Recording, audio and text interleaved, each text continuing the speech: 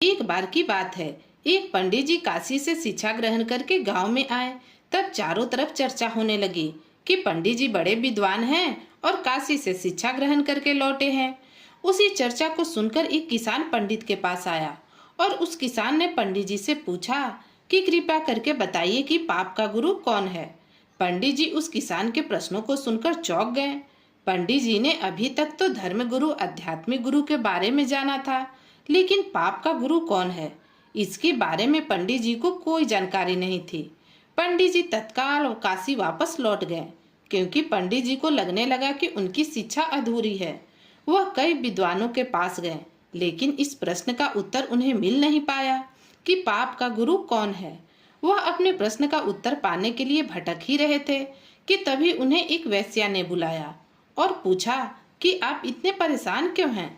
पंडित जी ने उत्तर दिया और अपनी सारी समस्या बताई और कहा कि मैं यह प्रश्न का उत्तर ढूंढ रहा हूँ कि पाप का गुरु कौन है। तब उस वेश्या ने कहा कि इस प्रश्न का उत्तर तो बड़ा सहज है, लेकिन इसका उत्तर पाने के लिए आपको कुछ समय मेरे पड़ोस में रहना पड़ेगा। पंडित जी किसान के प्रश्न का उत्तर तो जानना ही चाहते थे। वह वहां रहने के लिए तैयार हो गए। उस वेश्या ने पंडित जी की रहने की अलग से व्यवस्था पास ही में कर दी। पंडित जी किसी के हाथ का बना खाना नहीं खाते थे, वह अपने हाथ से बनाते और खाते। कुछ समय बीता। एक दिन उस वेश्या ने पंडित जी से कहा कि आप इतनी मेहनत करते हैं फिर खाना खाते हैं, आपको खाना बनाने में काफी परेशानी होती है, क्यों ना मैं आपके खाने पीने की व्यवस्था शुरू कर दूं, और यह कोई देखने वाला भी नहीं कि मैं आपको खाना दे रही।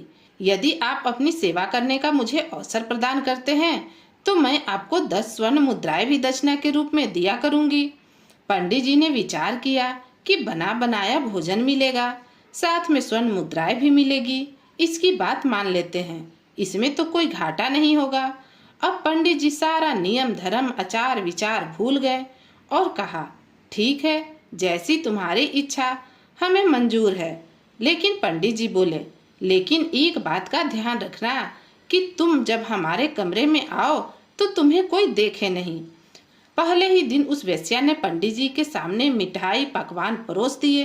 अब पंडित जी जैसे ही खाने के लिए आगे बढ़े, उस वेश्या ने थाली खींच ली। अब पंडित जी को लगा कि वो आग का गोला बन गए। बोले, ये कैसा मजाक कर रहे। तब उस वेश्या ने कहा, यह मजाक नहीं, यही तो आपके प्रश्न का उत्तर है। यहाँ आने के पहले आप किसी के हाथ का पानी भी नहीं पीते थे। खाने की बात तो दूर, लेकिन कुछ स्वर्ण मुद्राओं के लोभ में आकर आपने अपना सारा नियम धर्म भूल दिया। इसी लोभ के कारण आप मेरे हाथ का बना खाना खाने को तैयार हो गए। यही लोभ पाप का गुरु है। मछली आटे के लोभ में अपनी जान दे देती है, अपनी प्राण गंवा देती है। भौरा फूलों की सुगंध के लोभ के कारण अपनी जान दे देता है। प्रकाश के लोभ में पतंगा जान दे देता है। जब लोभ के कारण एक कीट पतंगा नष्ट हो जाता है तो हमारी क्या दशा होगी, जो हम पूरी तरह से लोभ में ही रह रहे हैं। मित्रों, इस कहानी से हमें यही शिक्षा लेनी चाहिए कि लोभ हमें नहीं करना चाहिए, क्योंकि जो लोग लोभ के दलदल में गिर जाते हैं वह कभी बाहर नहीं निकल पाते। तो दोस्तों, आपको यह कहानी कैसी लगी कमेंट करके जरूर बताइएगा। और अगर आप मेरे चैनल पर नए हैं तो ऐसी नई नई कहानियाँ सुनने के लिए चैनल को सब्सक्राइब भी कीजिएगा। तो फिर मिलती हूँ एक नई कहानी के साथ। कहानी सुनने के लिए आप सभी का बहुत बहुत धन्यवाद।